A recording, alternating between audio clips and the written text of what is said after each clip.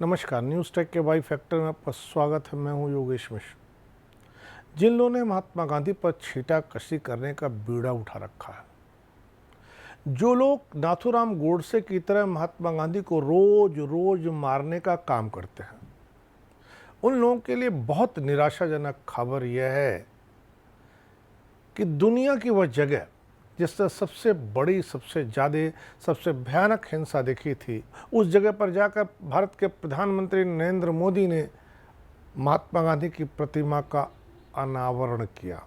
अब आप समझ सकते हैं, जिस हिंसा में सबसे ज़्यादा लोग मरे हों, समूचा जापान तबाह हो गया हो, उसे भी अब समझ में आ गया कि ज़िंदगी जीने का इकलौता रास्ता जो है वो है अहिंसा का पथ। और ये अहिंसा का जो पथ है, उसके एक बड़े मजबूत यात्री और पथ प्रदर्शक महात्मा गांधी भी हैं।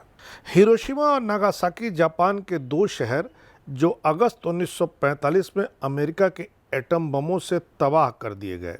आज तक उन दोनों शहरों के बाशिंदे रेडिएशन के प्रभाव झेल रहे हैं। उस एटमी तबाही ने दुनिया को बहुत बड़े सबक दिए हैं। लाखों जिंदगियों की कुर्बानी ने न्यूक्लियर बमों के विनाशकारी क्षमता दुनिया को समझा दी है। यही वजह है कि 1945 से आज तक दुनिया के किसी भी देश ने एटम बम के इस्तेमाल की हिम्मत नहीं जुटाई। सब लोग यह समझने लगे कि इस आग में सब झुलसेंगे, कोई बचेगा नहीं। सामूहिक विनाश के लिए परमाणु हथियार की शक्ति का पहली बार 6 अगस्त 1945 को जापान के होन्शु द्वीप के दक्षिण पश्चिमी क्षेत्र हिरोशिमा में भयानक प्रदर्शन किया गया था। अगस्त 1945 में हिरोशिमा पर लिटिल बॉय और नागासाकी में फैट मैन बम गिराया गया था। इन दोनों बमों ने 2 लाख से अधिक लोगों की जान ली थी। अमेरिका के पर्ल हार्बर पर जापान का भयानक हमला हुआ था। जापान के हमले से अमेरिका स्तब्ध था, इसीलिए उसने जापान के हमलों को रोकने के लिए निर्दयी एटम बमों का सहारा लिया। 6 अगस्त 1945 को एक अमेरिकी B-29 बम वर्षक ने जापानी शहर हिरोशिमा पर दुनिया का पहला परमाणु बम गिराया। विस्फोट में अनुमानित 80,000 लोग तुरंत मारे गए। बाद में विकिरण के संपर्क में आने से हजारों लोग मरे। 3 दिन बाद एक दूसरे B-29 ने नागासाकी पर एक और एटम बम गिराया, जिसमें अनुमानित 40,000 लोग मारे गए। जापान की राजधानी टोक्यो से लगभग 500 मील की दूरी पर स्थित लगभग 3,50,000 जनसंख्या वाला शहर हिरोशिमा, जहां ढेरों कल कारखाने थे। हिरोशिमा के बाशिंदों को एहसास तक नहीं था कि प्रशांत महासागर के टीनियन नामक द्वीप पर स्थित अमेरिकी बेस में मौत का सामान तैयार हो रहा है। उस द्वीप पर 4,082 किलोग्राम से अधिक का यूरेनियम 235 बम, एक B-29 बम वर्षक विमान एनोला गे पर लोड किया गया। विमान ने द्वीप से उड़ान भरी और सुबह 8:15 बजे लिटिल बॉय बम को पैराशूट से हिरोशिमा के आकाश पर छोड़ दिया गया। चंद सेकंडों के बाद हिरोशिमा से 2000 फीट ऊपर ही यह बम फट गया। इस बम में 15,000 टन TNT के बराबर का विस्फोट हुआ। शहर पर मशरूम के आकार का धुएं का गुबार उठा और चारों तरफ से उसने शहर को ढक लिया। देखते देखते 5 वर्ग मील क्षेत्र का हिरोशिमा शहर नष्ट हो गया। हिरोशिमा की तबाही के बावजूद जापान ने तत्काल आत्मसमर्पण नहीं किया। फिर इसके बाद 9 अगस्त को उसी टीनियन द्वीप से एक और B-29 बम वर्षक विमान फैटमैन बम को लेकर उड़ा।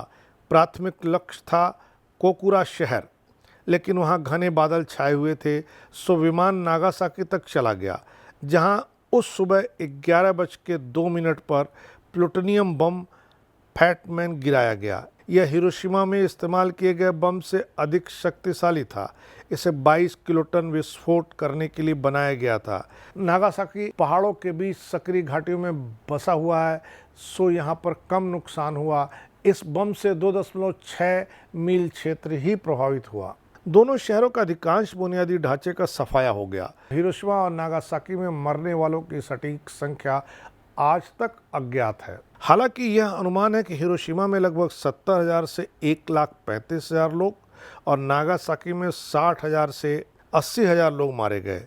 लोगों के स्वास्थ्य को नुकसान अब तक जारी है। परमाणु बमबारी के मानवीय परिणाम समाप्त नहीं हुए हैं। बहुत से लोग अभी भी विकिरण प्रेरित असाध्य रोगों से मर रहे हैं। जापान के सम्राट हिरोहितो ने एक नए और सबसे क्रूर बम की विनाशकारी शक्ति का हवाला देते हुए 15 अगस्त 1945 को के रेडियो संबोधन में द्वितीय विश्व युद्ध में बिना किसी शर्त के आत्मसमर्पण कर दिया। 1945 में हिरोशिमा और नागासाकी पर परमाणु बमबारी के बारे में जानकारी मिलने पर महात्मा गांधी ने कहा था, अगर दुनिया अहिंसा को नहीं अपनाती है तो निश्चित रूप से मानवता की आत्महत्या होगी। इस तबाही से स्तब्ध महात्मा गांधी ने ज़्यादा कुछ नहीं बोला था, वे मौन हो गए थे। जब उनसे न्यूयॉर्क टाइम के एक पत्रकार ने पूछा कि वह मौन क्यों है, तो गांधी जी ने कहा, जितना अधिक मैं इसके बारे में सोचता हूँ उतना ही मुझे लगता है कि मुझे परमाणु बम पर नहीं बोलना चाहिए। गांधी ने कहा, अगर मैं कुछ कर सकता हूँ तो मुझे वह करना चाहिए।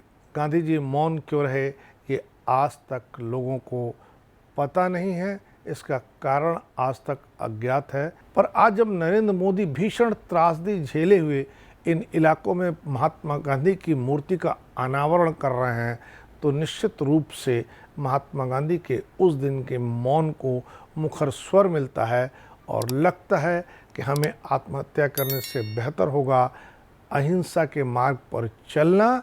जो लोग अहिंसा के मार्ग पर चल सकते हैं वही मानव जाति, वही प्रजाति और वही समाज जीवित रहेगा। इस बार इतना ही। अगली बार फिर मिलेंगे किसी नए सवाल पर नए ढंग से बात करने के लिए। तब तक के लिए नमस्कार।